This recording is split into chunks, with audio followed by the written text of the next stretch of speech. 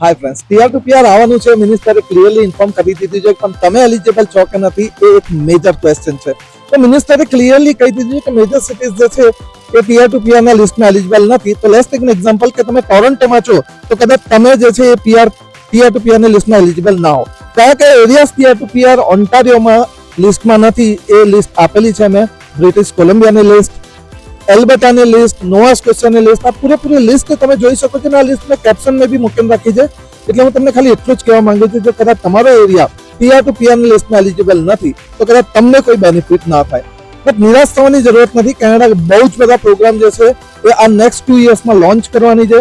એટલે મારી personal request છે કે ફ્રેન્ચ માટે ટ્રાય કરો, સેલ્ફિપનો સ્કોર વધારો અને બહુ બધા નવા ઓપ્શન્સ અને બહુ બધી નવી ઇન્ફોર્મેશન માટે ફર્સ્ટ સ્ટેપને ફોલો કરો. Thank you so much.